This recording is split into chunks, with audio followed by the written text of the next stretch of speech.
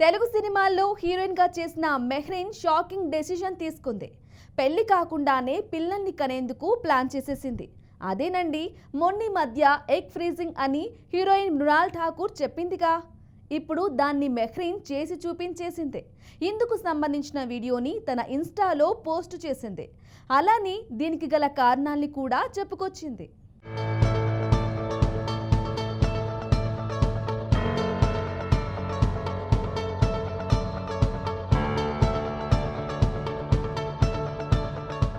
ప్రస్తుతం చాలా మంది సెలబ్రిటీలు పెళ్లి లేటుగా చేసుకుంటున్నారు.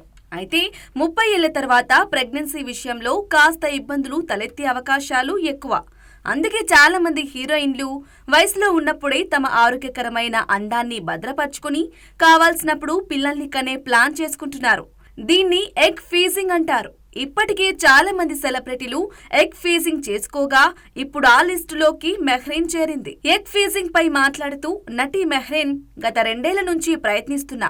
చివరకు ఇప్పుడు ఎగ్ ఫ్రీజింగ్ పూర్తి చేసినందుకు చాలా సంతోషంగా ఉన్నాను. అయితే ఇది నా వ్యక్తిగత విషయం కదా, దీన్ని అందరికీ చెప్పాలా వద్దా అని ఆలోచించాను. కానీ నాలాంటి చాలా మంది మహిళలు ప్రపంచంలో ఉన్నారు. పెళ్లి విషయంలో, బిడ్డని కనే విషయంలో వాళ్ళు నిర్ణయం తీసుకోలేకపోతున్నారు.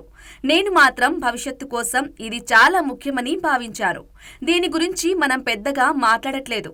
కానీ టెక్నాలజీ సాయంతో మంచి నిర్ణయాలు తీసుకోగలుగుతున్నాం అని చెప్పుకొచ్చారు. తల్లి కావడం అనేది తన కల అని, కాకపోతే అది కొన్నేళ్లు ఆలస్యం కావచ్చని, అందుకే ఈ ఎగ్ ఫ్రీజింగ్ విధానమని చెప్పారు మెహ్రీన్.